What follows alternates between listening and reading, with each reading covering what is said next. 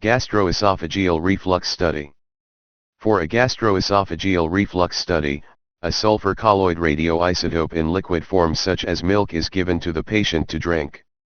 A scintillation, or gamma camera, takes images on camera or film by detecting the gamma radiation from the radio tracer in the liquid in the stomach to visualize any gastroesophageal reflux.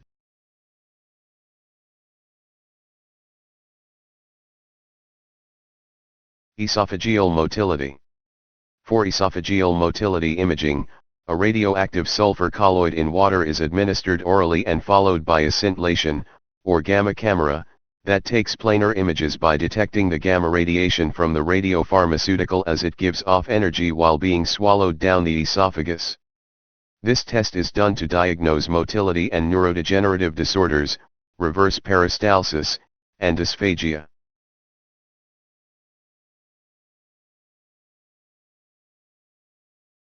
Gastric mucosa imaging. Gastric mucosa in an ectopic site, such as Meckel's diverticulum, will accumulate the radio tracer the same as in the stomach, and allow visualization of the ectopic area as long as there is sufficient mucosa to focally concentrate the tracer.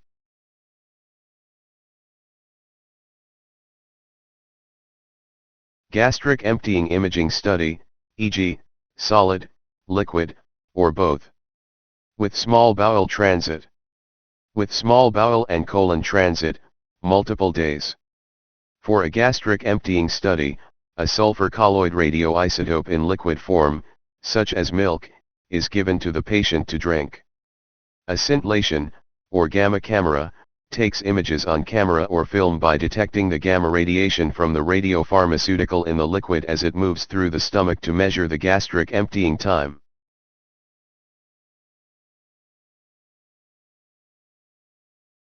Urea breath test, C14, acquisition for analysis. Analysis. The urea breath test is a non-invasive method of diagnosing a Helicobacter pylori infection of the stomach.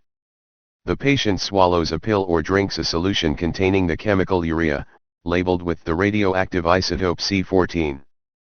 The bacteria will produce an enzyme that breaks down the urea into ammonia and carbon dioxide gas, if they are present.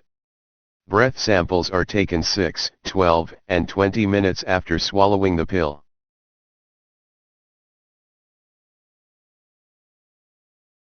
Acute gastrointestinal blood loss imaging. For acute gastrointestinal blood loss imaging, a radioactive colloid is injected intravenously and images are scanned over a large field of vision including the abdomen and pelvis by a camera that detects the gamma radiation from the radioactive tracer introduced into the patient. Detection of a hemorrhage depends on the localization of radio tracer that has filtered out of the blood vessel and into the surrounding bowel lumen. Different angle images may be necessary to rule out bleeding that may be obstructed by other organs, such as the liver and spleen.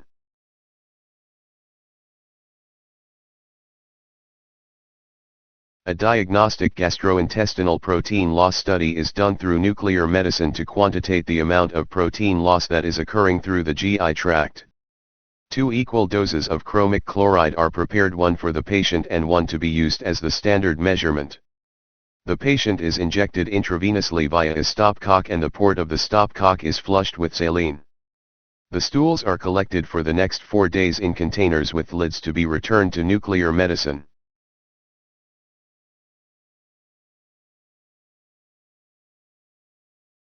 The standard dose is dispensed into a gallon bucket filled with water.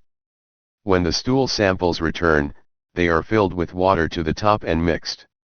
The counts of both the standard and stool samples are taken and compared for diagnosis.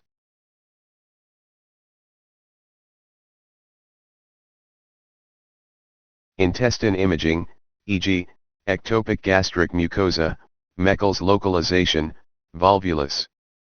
Intestine imaging done with nuclear scintigraphy involves injecting the patient with radioactive sodium pertechnetate. With the patient supine, the scintillation, or gamma camera, scans a wide field of view covering the abdominal area and takes images on camera or film by detecting the gamma radiation from the radioactive tracer introduced into the patient.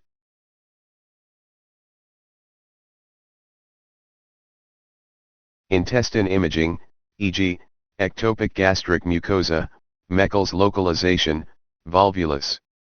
Intestine imaging done with nuclear scintigraphy involves injecting the patient with radioactive sodium pertechnetate. With the patient supine, the scintillation, or gamma camera, scans a wide field of view covering the abdominal area and takes images on camera or film by detecting the gamma radiation from the radioactive tracer introduced into the patient.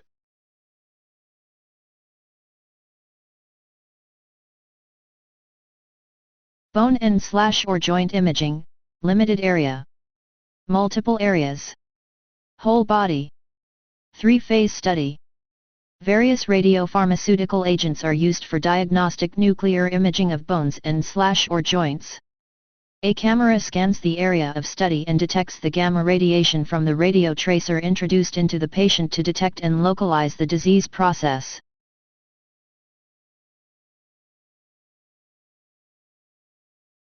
Bone density, bone mineral content, study, one or more sites, single photon absorptiometry. 78,351 dual photon absorptiometry. Single and dual photon absorptiometry are both non-invasive techniques to measure the absorption of the mono or dichromatic photon beam by bone material. The painless study device is placed directly on the patient and uses a small amount of radionuclide to measure the bone mass absorption efficiency of the energy used.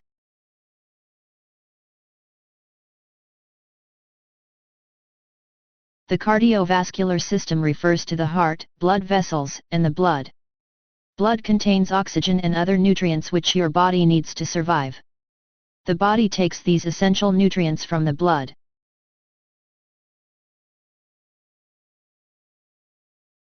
Cardiac shunt imaging. For left to right shunts, the first pass technique is used.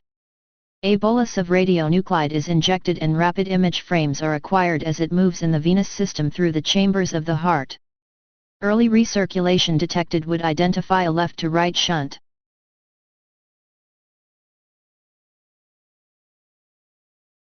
Non-cardiac vascular flow imaging, i.e., angiography, venography.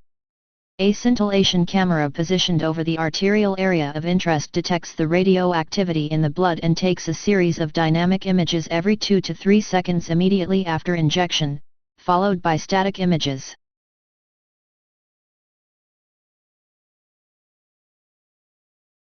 SPECT, single photon emission computed tomographic, images of the heart are taken immediately to identify areas of perfusion versus infarction.